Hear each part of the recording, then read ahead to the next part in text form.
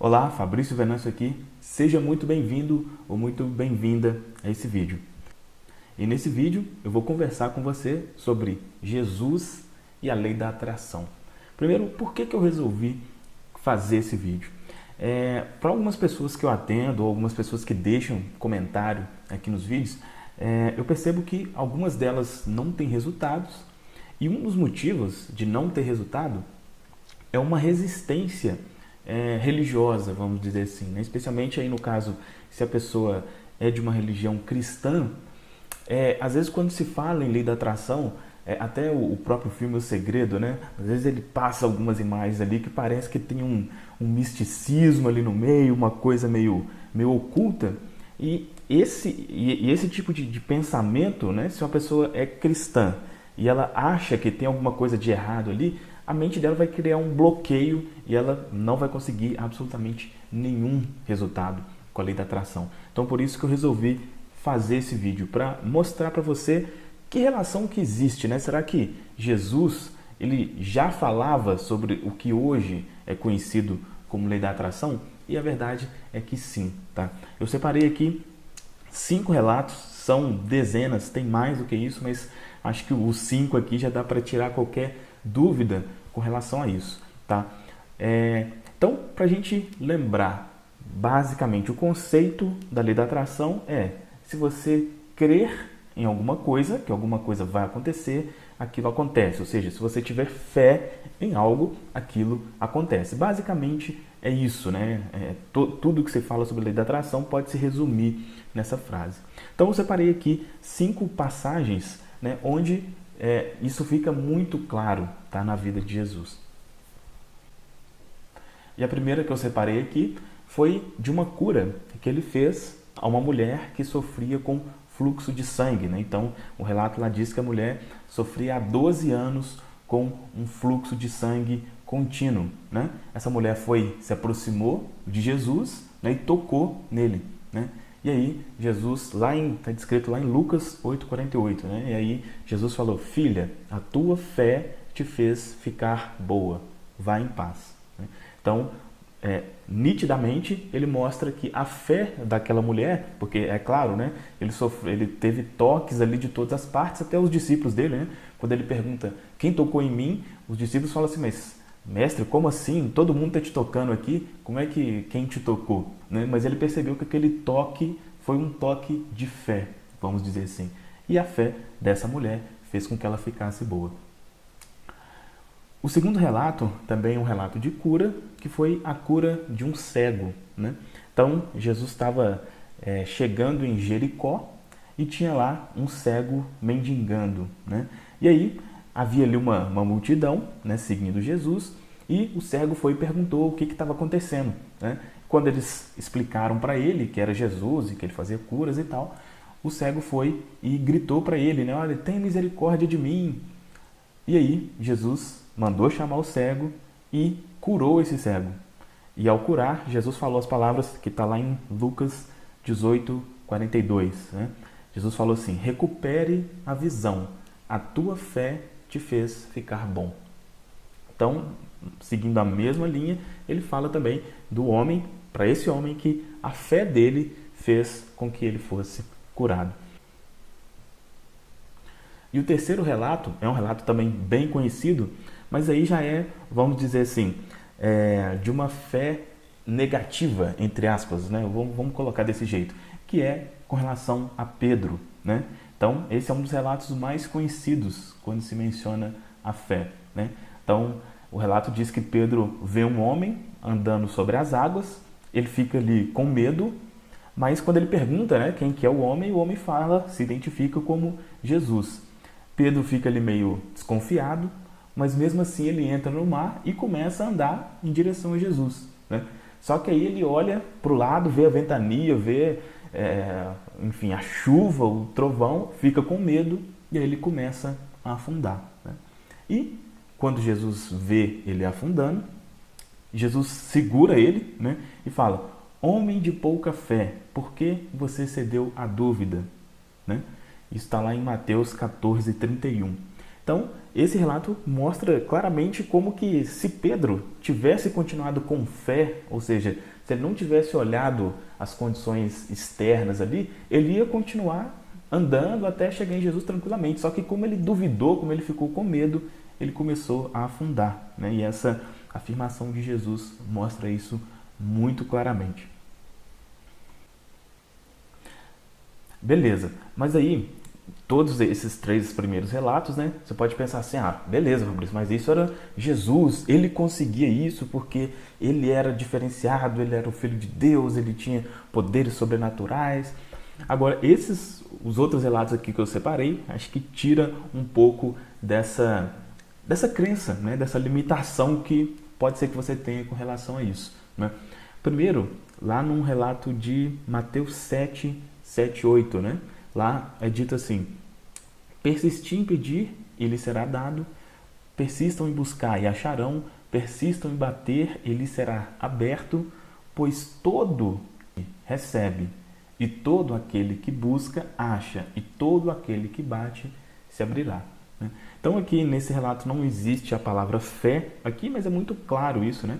Quando ele fala persistam em pedir e será dado, pois todo aquele que pede recebe, é um exemplo muito claro, né, do que hoje a gente conhece como a lei da atração ou a lei da fé. Então esse relato é muito claro com relação a isso. E um segundo relato também, aí, que eu acredito que seja o mais conhecido, né, com relação aí à lei da atração, está lá em Marcos 11, 23 e 24, né? Onde Jesus diz, né?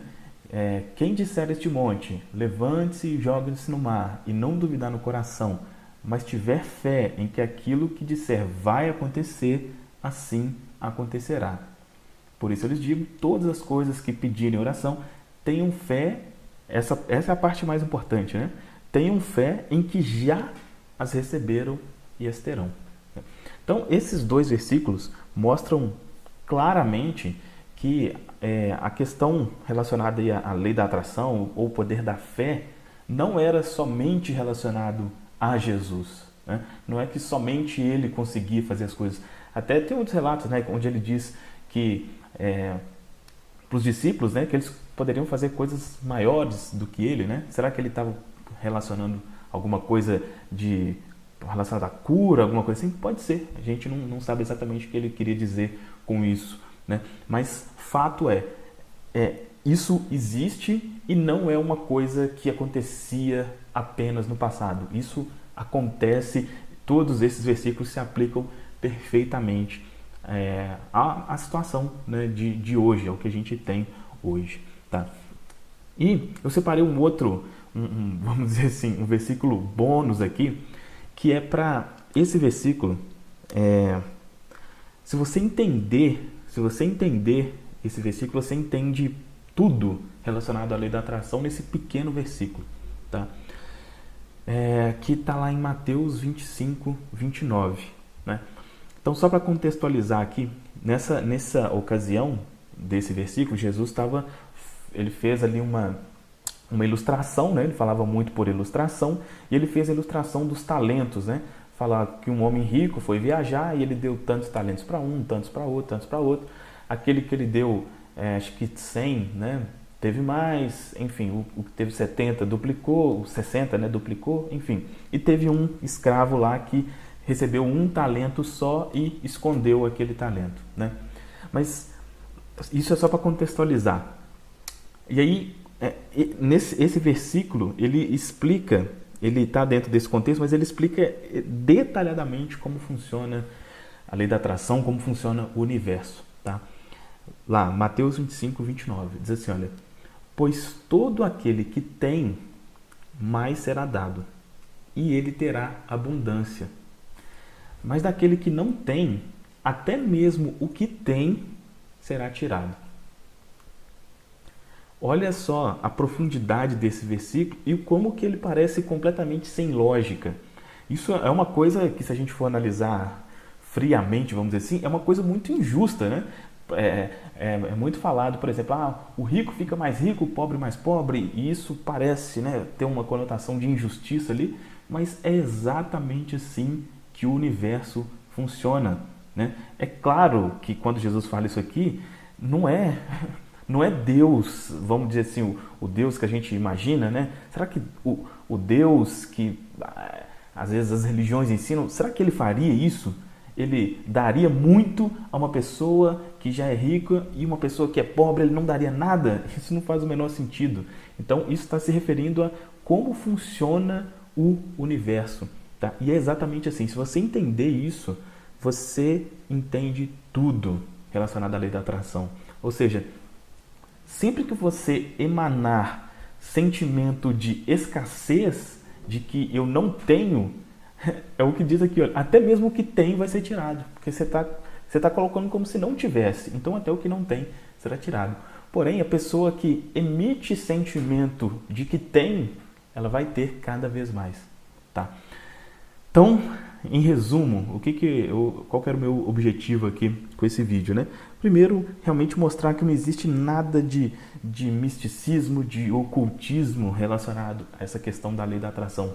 É algo que, até para, vamos dizer assim, por objetivos comerciais, obviamente, o filme tem esse nome, O Segredo, e fala de algumas coisas que dá essa conotação, mas não existe absolutamente nada disso, tá? E uma segunda coisa que eu acho muito importante é que, assim, normalmente, às vezes, a lei da atração, ela ganhou uma fama meio ruim, porque parece que sempre quando fala em lei da atração, fala sobre dinheiro, riqueza, sobre isso, e é óbvio, não tem nada de errado com isso, mas o objetivo vai muito além disso, ela vai muito, muito além disso. E esses conceitos, né, esses versículos aqui mostram exatamente isso. Tá? Então, se você tivesse qualquer limitação com relação a isso, de que é uma coisa meio esotérica, eu acredito que esses versículos possam ter ajudado a se livrar disso, porque se você tiver esse pensamento, pode ter certeza que realmente nada, né, considerando a lei da atração, vai funcionar para você. Beleza? Deixa um comentário aqui falando o que você achou desse vídeo. Se você concorda ou discorda, né? Se discordar também não tem problema nenhum. Deixa um comentário aqui. E se você gostou, dá aqui um like para ajudar, né? Para mostrar que gostou e para ajudar esse vídeo a chegar a mais pessoas. E se inscreva no canal para você ser atualizado sempre dos novos conteúdos aqui. Beleza? É isso então. Um grande abraço e até o próximo vídeo.